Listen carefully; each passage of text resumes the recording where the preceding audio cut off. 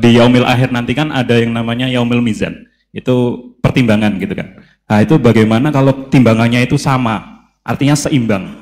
Nah, apakah itu nanti akan berada di tengah-tengah antara surga dan neraka atau seperti apa? Mau bertanya, apakah perbedaan NU sama Muhammadiyah?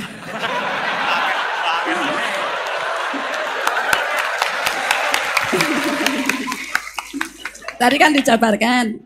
Terus dalam sholat subuh itu kan ada yang pakai doa kunut, ada yang enggak. Tolong jabarkan. Wassalamualaikum warahmatullahi wabarakatuh.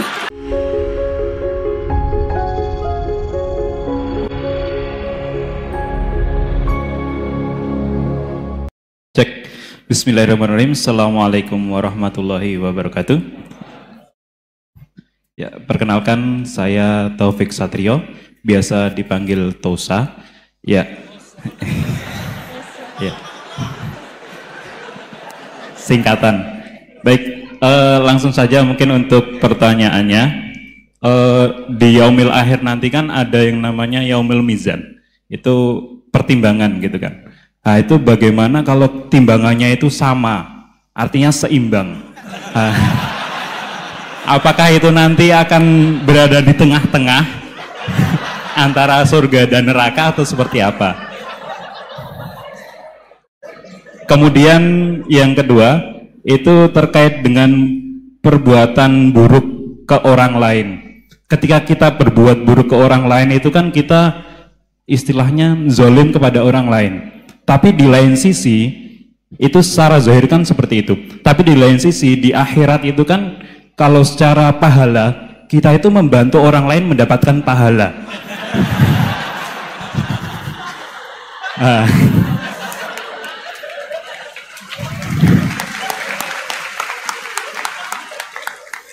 Jadi seperti apa, Gus? Terima kasih. Assalamualaikum warahmatullahi wabarakatuh. Terima kasih Mas Tosa ya. Silakan Ibu ya.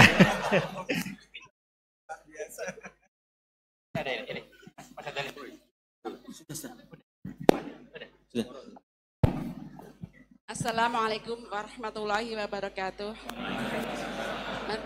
Perkenalkan saya Nazula Hasanah. Mau bertanya, apakah perbedaan NU sama Muhammadiyah?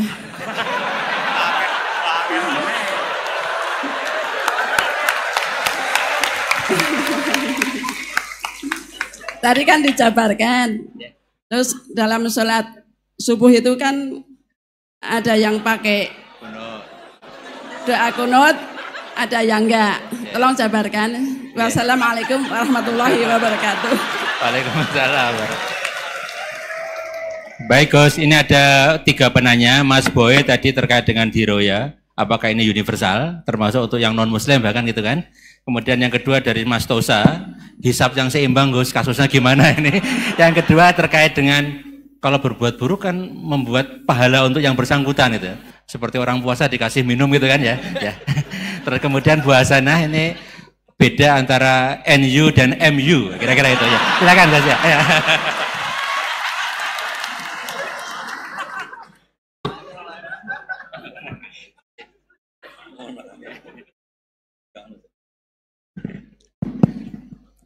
Bismillahirrahmanirrahim. Sebelum saya jawab, saya senang kalian semua senang dengan sesuatu yang taat itu.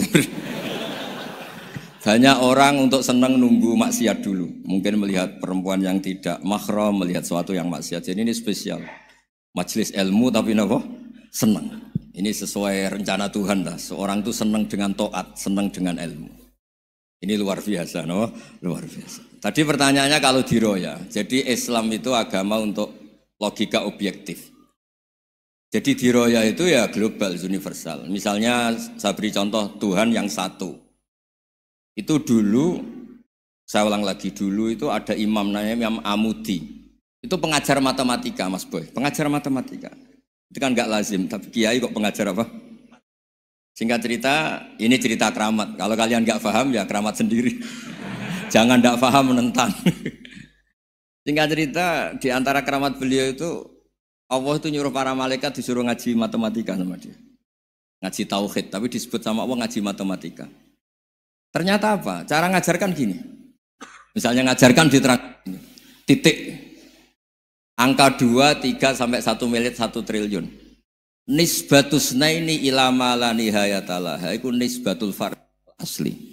Angka itu entah 2, entah 3, entah 1 miliar, semuanya dibanding angka 1 itu namanya cabang. Tetap yang al aslu itu angka 1. Itu otak siapapun itu akan ekor dengan logika tadi. Bukan kita Muslim. Semuanya akan tahu angka berapapun jumlahnya, tetap asal usulnya angka 1. Terus dia gambar apa saja, gambar masjid, apa gambar sapi atau gambar apa saja, dimulai 1 titik. Gambar ruwet maupun gak ruwet tetap saja dimulai 1 titik. Nuktotul wujud. Jika kalau zaman saya ngaji, Pak Rektor ngaji dulu diterangkan semua makna Quran ada di Fatihah, Fatihah ada di Bismillah ya, Bismillah itu ada di titiknya, titiknya bak. Lah kenapa ini hebatnya Quran? Kenapa dimulai dari 1 titik? Untuk maklumatkan semua alam raya ini dimulai dari 1 titik, yaitu wujud Allah. Logika seperti itu kan orang nggak terima gimana? Mbok gambar seruat apapun dimulai dari mana coba? 1 titik. Angka sebesar apapun dimulai angka apa? 1. Jadi diroyah itu ya universal gitu maksudnya. Ya gitu Mas Boy ya. Jadi diroyah itu universal. Ya soal ada yang belum dapat hidayat apa itu nomor 2, tapi logika yang dibangun Islam itu. Terus pertanyaan kedua apa? Draw tadi. Bisa. Kamu ingin draw? Ini kasus ini nggak pernah ngaji Quran itu. Di antara yang diterangkan Quran detail itu Ashabul A'raf apa? Ashabul A'raf, orang yang baiknya sama buruknya itu imbang. Itu sudah disediakan nanti di surga itu ada pagar. Kamu ingin di situ? Pagar pembatas apa? Pagar pembatas. Di surga enggak, neraka enggak. Jadi kejadian surga dan neraka itu gini, tak terangin ya. Jadi kira-kira gini. Kan hisab itu hanya rubu'un nahar, sekitar 2 jam, 2 jam setengah selesai. Jadi 1 dunia ini dihisab Allah, hanya Allah butuh waktu 2,5 jam. Rubu'un nahar. Kenapa gitu Pak Rektor? Karena semuanya datang ini sudah terindikasi dan itu sudah jelas. Misalnya orang yang soleh banget, wajahnya bersinar, bahkan semua tubuhnya bersinar. Yas'anuruhum baina aidihim. Yang pas-pasan, ya sinarnya pas-pasan. Sehingga nanti yang punya sinar cukup di kanan. Yang kelip-kelip agak ini, yang rawan kesaruk ini yang kelip. Yang gelap gulita langsung di kiri. Nah itu terus faduri babenahum bisuril lahubab. Terus Allah langsung bikin pagar. Nah yang rawan kesaruk pagarnya yang kelip-kelip tadi. Yang temangsang ini. Karena yang jelas hitam di kiri, yang jelas putih kanan. Yang abu-abu ini sama malaikat digaruk saja. Nah terus temangsang di Araf itu. Nah, terus setelah dipagar ini dia punya kegiatan. Kalau melihat neraka bilang Rabbana srif anna adzaba jahannam. Kalau melihat surga ya Allah, ma kuntu asqa khalqik. Saya ini hamba Engkau yang tidak paling sial dan Engkau Maha Rahman. Tolong saya jangan dihadapkan ke neraka lagi. Karena itu menyiksa. Wa ahraqaka. Ya ketika melihat neraka itu dia komentar, ya Allah, neraka ini begitu merusak wajah saya. Hawa panasnya itu sudah menghancurkan semua. Baunya juga agak enak.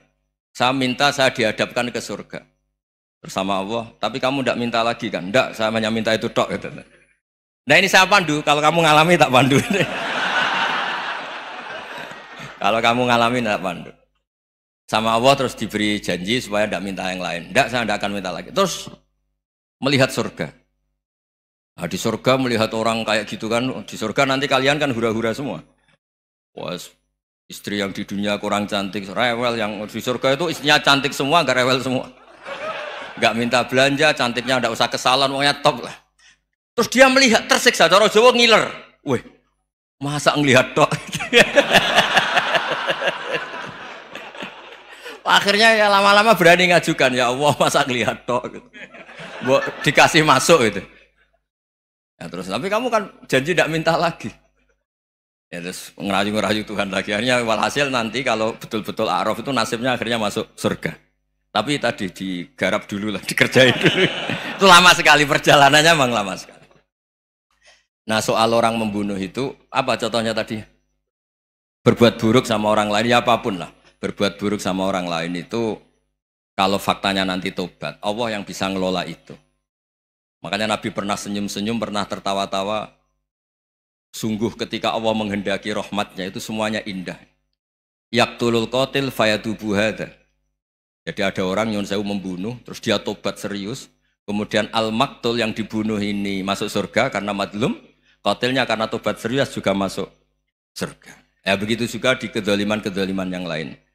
Jadi ya makanya tobat itu penting sekali. Ya taruh saja begini yang terkenal ya, contoh Wahsy itu jelas di surga karena syahid dibunuh Wahsy. Apa Hamzah? Hamzah ini jelas di surga karena matul syahidan, dibunuh secara syahid oleh Wahsy. Tapi karena Wahsy tobatnya serius, nanti juga di surga. Begitu juga keburukan-keburukan yang lain. Jadi tobat ini misalnya ada orang hartanya dicuri. Tentu yang dicuri ini kalau dia orang baik, ya mungkin secara formal lapor polisi, tapi kalau dia orang baik mungkin ridho lah, sudah itu, sudah ridho kan. Berkahnya ridho, dia menjadi orang baik karena ridho diuji Allah, hartanya apa? Dicuri. Kemudian yang mencuri tobat, entah harta itu dikembalikan, entah dikasihkan masjid sebagai amalnya yang dicuri, entah apa-apa. Allah ngasih tobat orang ini. Kemudian sama-sama jadi orang baik, kemudian sama-sama di surga. Makanya itu Nabi sampai senyum-senyum, betapa rahmatnya Allah tidak terbatas. Sama lagi, betapa rahmatnya Allah tidak terbatas. Bahkan qatil sama maktul bisa ngopi di surga bareng tadi itu. Karena ya tadi, masyhur itu. Yang paling legenda dalam sejarah Islam kan, saya pernah membunuh orang yang sangat dicintai Rasulullah. Sebagai tobat saya akan membunuh orang yang paling dibenci Rasulullah. Singkat cerita, Wahsy ini menangi bunuh Musailamah al-Kadzdzab, orang yang ngaku-ngaku Nabi yang merusak tatanan apa? Islam. Apapun itulah, cerita-cerita apapun itu. Makanya saya sering cerita, kalau preman pasar itu tobat, bu, jangan nyapu masjid. Tobatnya tetap di pasar, yang dulu pasar gak aman karena dia, sekarang aman karena dia. Jangan tobat terus nyapu di pasar, pasar diganti soksisennya, pengganti. Itu gak fair apa? Jadi kalau tobat itu harus seimbang dengan zaman salahnya. Zaman apa? Kayak Umar. Ketika dia kafir itu orang Islam dibikin takut. Terus ketika dia Islam, gantian orang kafir dibikin takut. Pertama dia Islam langsung marahnya Abu Jahal, awas kalau ganggu Rasulullah, ngadepin saya. Itu fair. Kenapa? Fair. Jangan tobatnya bikin orang takut, lah tobat ke masjid, nyapu. Yang di pasar diganti penggantinya tetap gaduh. Gak boleh, harusnya kalau lama bikin pasar takut, ya sekarang lama bikin pasar apa? Aman. Itu tobat yang apa? Seimbang. Ya kira-kira gitu ya. Nanti tak pandu kalau sudah di Arab. Yang ketiga NU sama MU. Satu itu beda seragamnya dan logonya.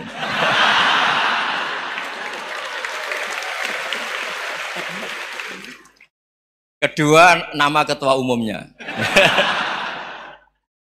Ketiga, tanggal acara besarnya. Muktamar Muhammadiyah dan NU itu beda. Sudah beda satu abadnya. Tentu dulu Muhammadiyah. Tapi begini ya, perbedaan itu nggak bisa dihindari. Karena tadi ada sudut pandang apa? Ada sudut pandang, itu nggak bisa dihindari. Ini cerita yang nyata ya. Saya ulang lagi, senyata-nyatanya. Andaikan betul Rasulullah itu hanya kunut 1-2 kali, maka kalau menurut mazhab Syafi'i, apa salahnya melakukan sunnah terus-menerus meskipun Nabi itu melakukan hanya beberapa kali? Karena pertama sesuatu yang pernah dilakukan Nabi pasti akan menjadi sunnah yang terus-menerus. Nabi itu puasa Senin Kemis juga tidak selalu. Salah kalau ada orang bilang, Nabi malah takut kalau ibadah sunat dilakukan terus-menerus karena nanti takut dikira wajib. Itu masyhur dalam kaidah usul fikih. Tapi yang tidak kunut juga tidak salah, karena ya tadi, Nabi ya pernah kunut, Nabi juga pernah tidak kunut, karena Nabinya orang banyak. Kan bukan Nabi kelompok tertentu, no? Jadi sederhana. Terus menyangkut, ini dengerin betul, sujud. Sujud itu banyak ulama yang mengatakan untuk sah itu harus melibatkan 7 anggota.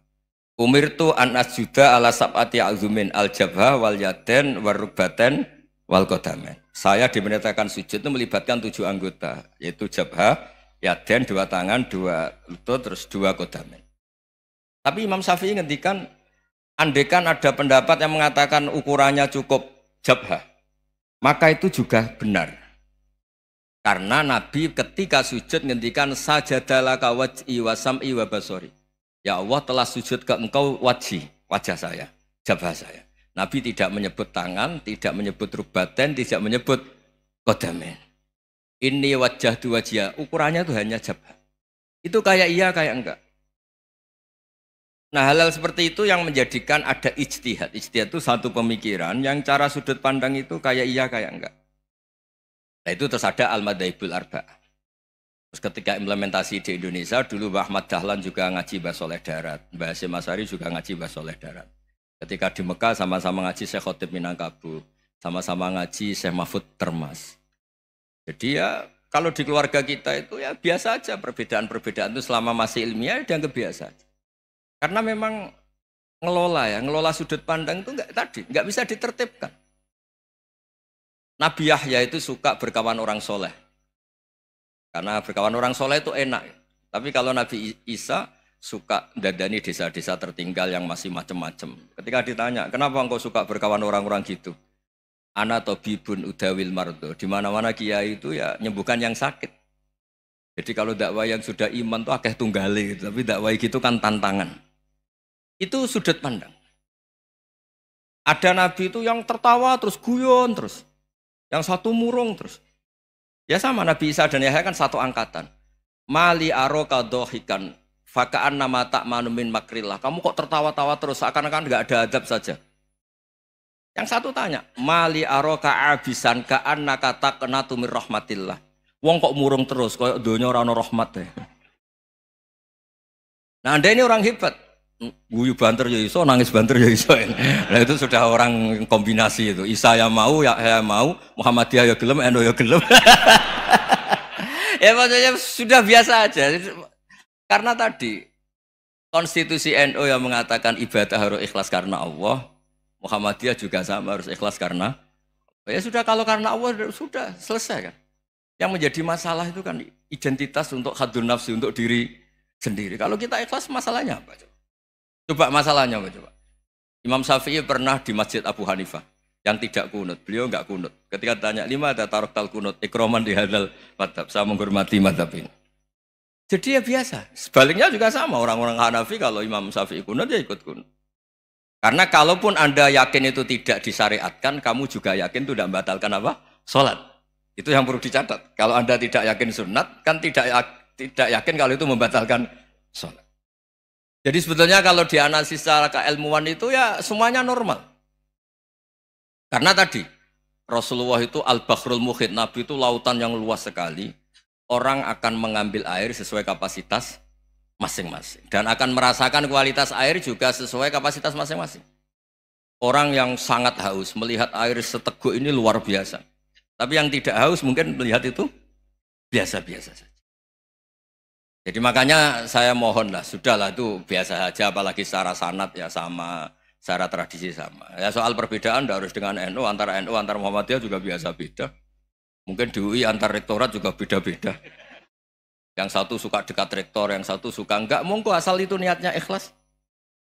Terakhir saya beri cerita, ada sahabat ditanya, "Sifli wajah Rasulillah." Coba tolong saya ceritakan wajahnya Nabi kayak apa. Sahabat tuh nangis senangis-nangisnya. Kenapa engkau menangis? Saya itu tidak pernah melihat wajah Rasulullah SAW. Loh kenapa? Engkau kan sahabat. Sungkan. Sebagai bentuk penghormatan saya tidak berani melihat wajahnya. Sebagai bentuk penghormatan pada waktu Nabi, saya tidak berani sowan. Nabi di dalam punya keluarga, punya istri, punya cucu. Kalau saya sowan tuh ganggu. Ya masuk akal. Bentuk hormat itu tidak ganggu kan. Tapi ada orang-orang yang bentuk hormat, bentuk sayang itu sering datang ke majelis Nabi. Sama-sama masuk akal, bisa didebat gimana? Sama-sama masuk akal.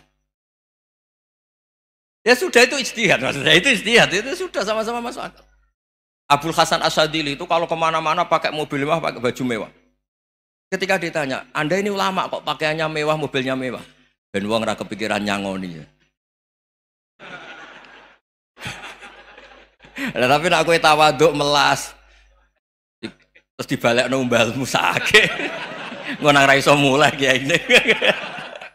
Ya tapi misalnya semua gitu mesti ada yang salah paham, itu keangkuhan. Tapi kalau semuanya kelihatan gembel, nanti orang trauma jadi kiai. Takut kayak itu. Ya sudah, itu wilayah istihad, sudah tidak usah ya, pokoknya sudah, yang penting ikhlas. Anda berani tanggung jawab nanti ketika ketemu Allah Subhanahu wa taala. Nggih, ngoten. Assalamualaikum warahmatullahi wabarakatuh.